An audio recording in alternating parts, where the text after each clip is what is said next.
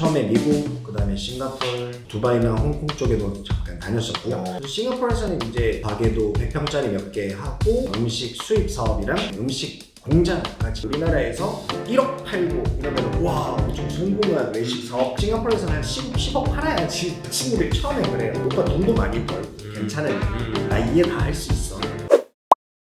안녕하세요. 외식창업 허선생입니다. 회사에 또 임직원, 다른 임직원분과 인터뷰를 해보고 저는 박준호라고 하고요. 38세고 천안에 거주하고 있습니다. 현재는 자영업도 경험하면서 여기 케이터러 F&B에 이사로 재임하고 있습니다. 네네. 입사하신 지 얼마나 되셨습니까? 입사는 2022년 2월 정도 됐으니까 지금 한 10개월 정도. 그럼 1년이 안 되셨네요? 네.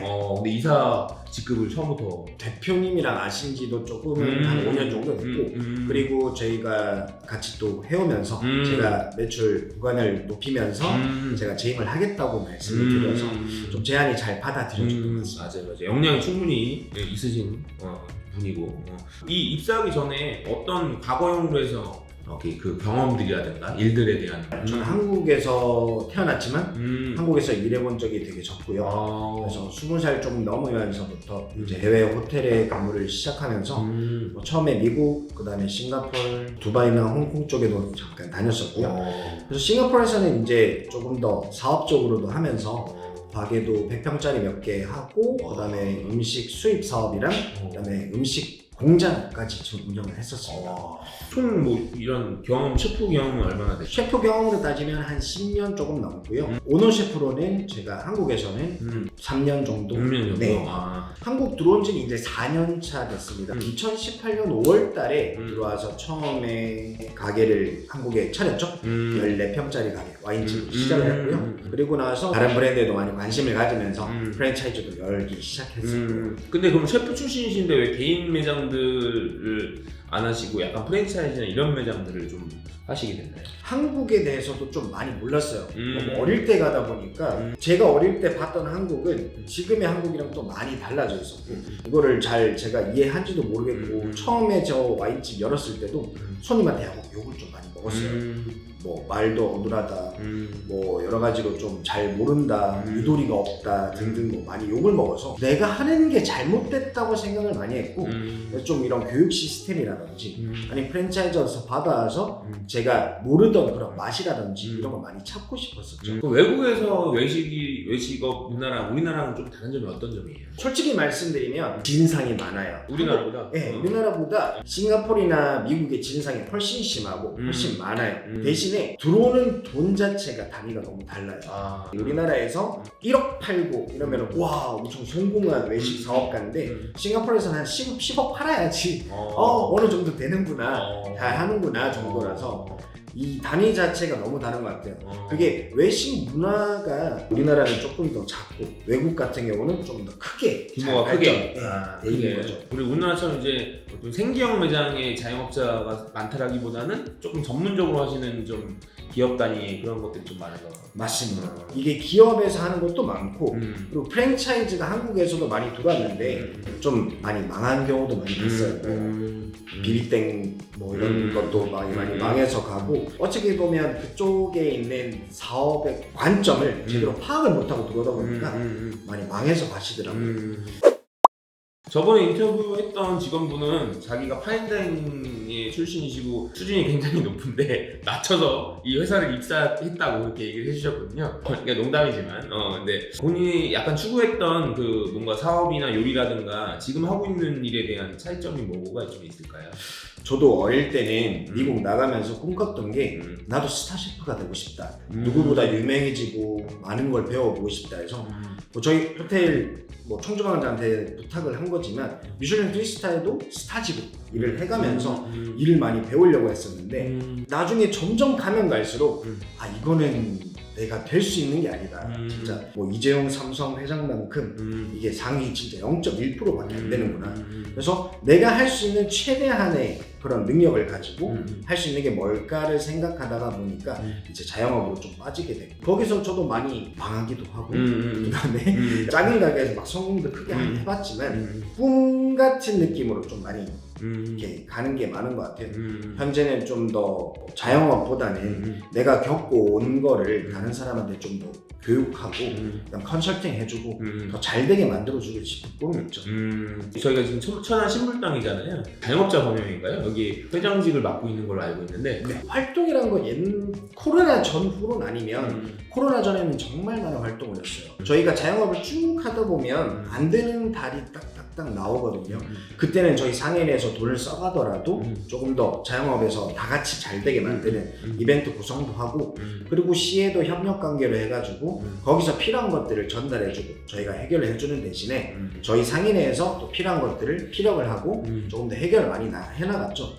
대표적인 예로는 길이 막 보도블록이 많이 부서지면서 손님들이 많이 불편을 겪고 비 오면은 거기서 물이 막 올라오고 그 다음에 그런 것 때문에 사람들이 불편을 겪으면서 이제 컴플레인도 심해지니까 그 길 사업을 또 저희가 진행을 해서 시에랑 저희 상인회랑 협력해서 그거를 같이 깔았죠. 그러면서 사람들이 또 오게 되고 길도 훨씬 편하게 되고 그런 쪽에 일도 많이 하고 상담 전화가 되게 많아요. 저희 이런 게 문제가 있어서 힘든데 좀 해결해 주시면 안 되냐, 그거에 대해서 해결할 방법을 같이 찾아드리는 그런 역할도 하고 있습니다. 어쨌든 사람 만나는 일을 많이 좀 하시는 것 같고 앞으로 뭐 개인적인 목표라든가 아니면 이런 계획들에 대한 부분을 좀 듣고 싶습니다. 저는 지금 하고 있는 일 이외에도 조금 더 외식 프랜차이즈 컨설팅 그리고 외식업 프랜차이즈를 하는 데 대해서 좀 더 공부를 많이 해가고 있어요. 자격증 취득을 위한 방법도 지금 좀 더 공부를 하고 어떤 있고 자격증 취득을 하세요? 가맹 거래사라는 자격증이 있는데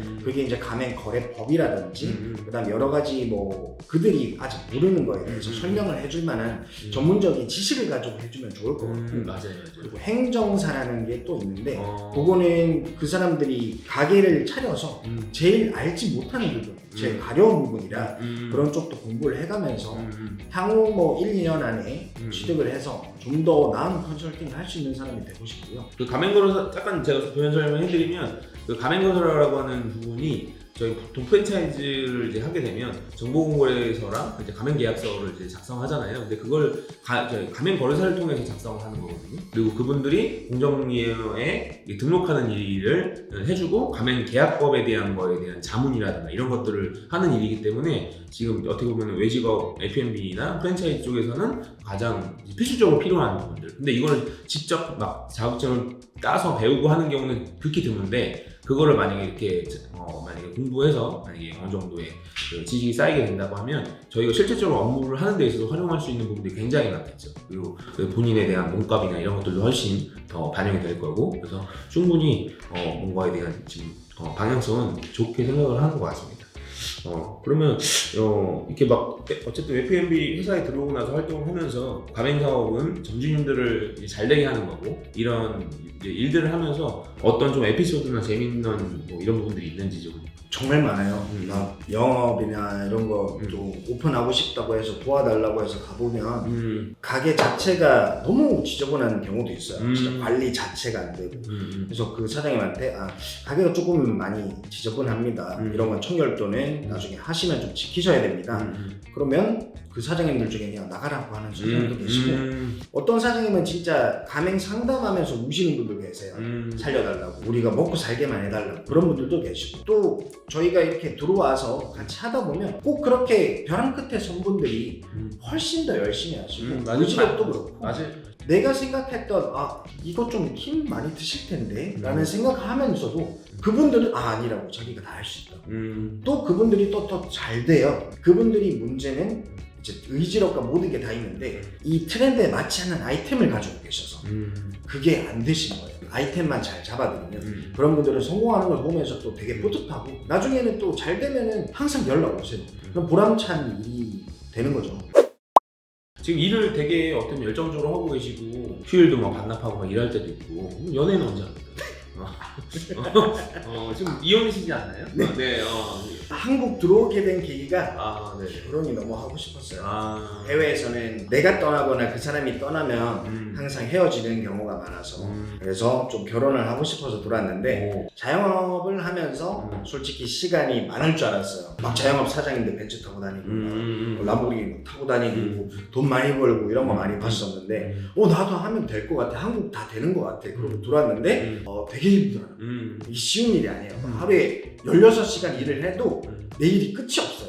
집에 가도 뭔가 일을 해야 되고 세무 있고 한 달 지나면 또 정산해야 되고 그러다 보니까 연애가 안 되겠구나. 조금 더 해놓고 연애를 하자. 해놓고 봤더니 제가 가고 싶은 길이 또 생긴 거예요. 그래서 제가 말씀을 드리고 여기 회사를 들어오면서 우리 회사는 그래도 토요일에 일은 없으니까 라고 생각을 하고 들어와서 일을 하는데 회사는 쉬어요. 근데 제가 안 쉬어요. 아니 못 쉬겠더라고요. 좀 점주님들 전화 오시고 그다음에 여러 가지 또 해결해 드려야 되는데 제가 그걸 못 해드리면 이 사람들은 2일, 3일, 한두 시간을 기다리기가 되게 힘들거든요. 그러다 보니까 또 나오게 되고 해결해 드리게 되고 또 만나러 가고 그러다 보니까 연애가 조금 뒷전이에요. 썸을 타고 이렇게 약속을 잡고 점주님 전화 오면 미안해 밥 다음에 먹자 그러니까 그래 일만 해 네. 그런 경우가 많죠. 썸 타다가도 한 1, 2주 지나면 그 친구들이 처음엔 그래요.